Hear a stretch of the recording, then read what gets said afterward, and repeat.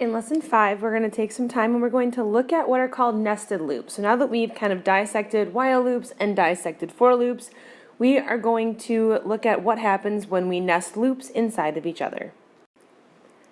By the end of today, you'll be able to write nested loops to solve problems, and you'll also be able to trace through a nested loop and predict its output. Just like nested conditionals, a nested loop is a loop completely within another loop. So you'll notice here is an example of a while loop within a while loop, so nested while loops. We have this while loop that spans this whole range here. All of its indented code is there. And then we have a second while loop completely inside of it that indents a little bit further. So you can really clearly see those two loops nested inside each other. And that's what we're going to trace through and look at in this video. So in the example in front of you, you'll notice that num1 and num2 start off being equal to 0, and then we have an outside loop here that runs while num1 is less than or equal to 5, and then we have a loop inside of it that runs while num2 is less than 5. So we're going to be tracking the values for num1, tracking the values for num2, and then we'll be outputting to the screen as well. So we're going to start off, I'm going to switch some colors here, and our code runs, we start off at 0, and it says while num1 is less than or equal to 5. Well, we know that num1 and num2 both started off as 0, so we jump inside of this while loop and go to its next line of code, which happens to be a nested while loop. So here this runs while num2 is less than 5, and that is true. So what this loop does is as it runs, it prints out num2 first, then it prints out num1, and I'm going to give myself a little more space here. So prints out num2, which in this case is 0, prints out num1, which in this case is 0, and then it adds 1 at the very, very end to num2. So we're adding 1 here, and then we're looping back up. So now we're just really focused on this internal loop here. And this is going to keep running until num2 is no longer less than 5. So here again, we're going to print num2, which is now 1, num1, which is 0, and then we increment to 2.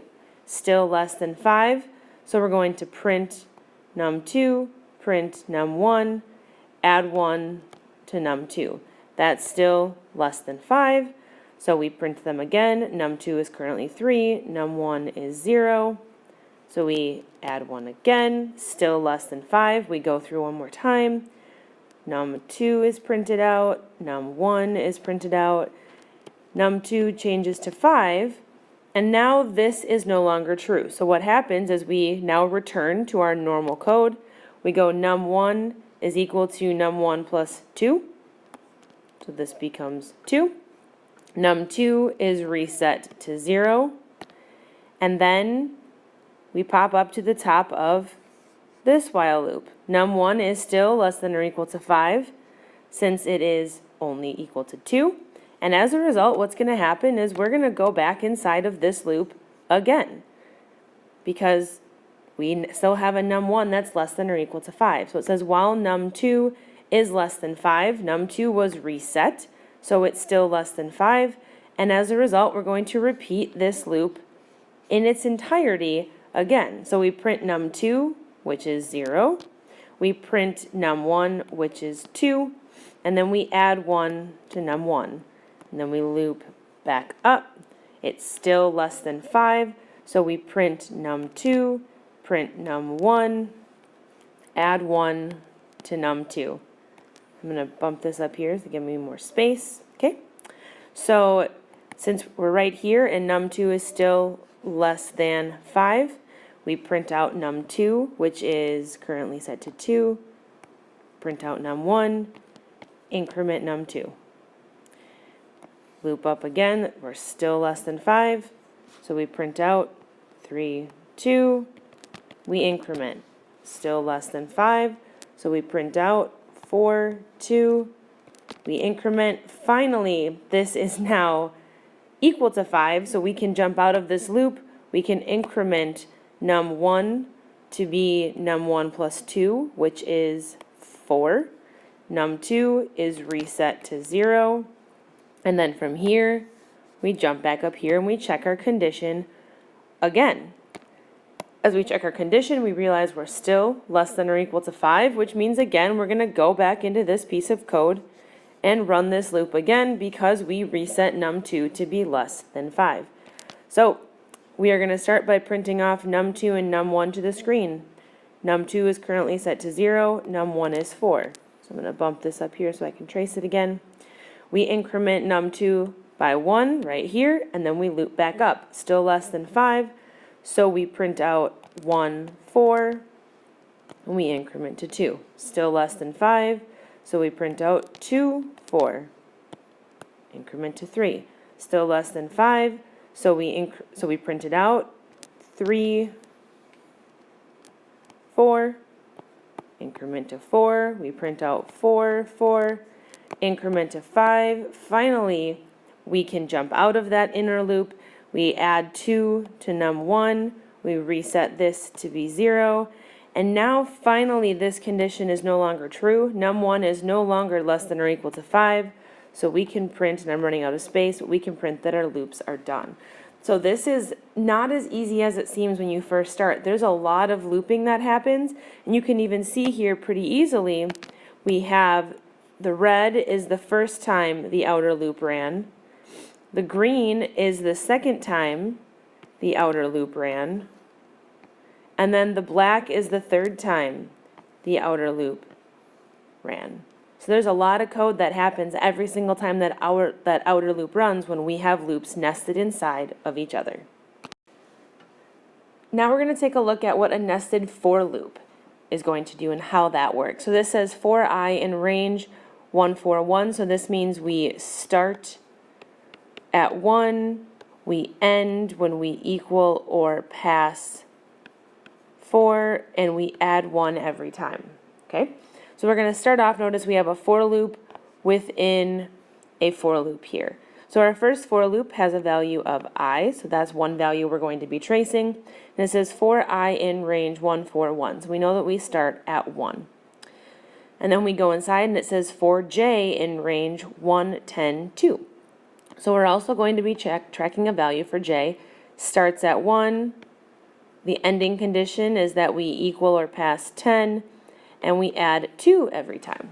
And then every time this runs, we're going to output to the screen with a space in between the value for I and the value for j. So here we jump right in and we run this code. So we print 1, 1 to the screen.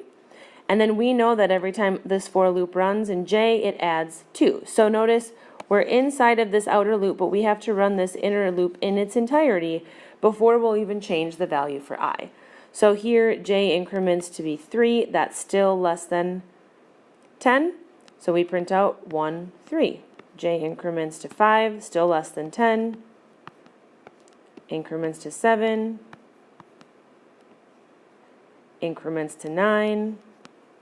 And it's when it increments to 11 that we finally say, oh, nope, we're good. We're now going to jump back out of this loop and go back to the for loop. So now notice the for loop on the outside with the I. Now that we've run the j loop in its entirety, I can finally increase. We're going to add 1, and I can increase to 2.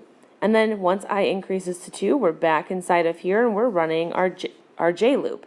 Now remember with a for loop, every time it runs, it starts j at 1. So j resets to 1, and now we print 2, 1. J increases to 3, we print 2, 3. J increases to 5, we print 2, 5. Increases to 7, and increases to 9. And when it hits 11, is when it no longer is going to cycle through that loop because it is passing 10. And that's when we can pop out and go back to I and increment I to be its next value. So I now becomes 3. And then we jump back inside of there again. So I'm going to jump up here so I can trace it a little bit better. can also put a little line here so I can trace those as well. So now we have J starts off at 1 again. So now we're going to print out to the screen I is 3, J is 1. We increase J to be 3, so now we have 3, 3.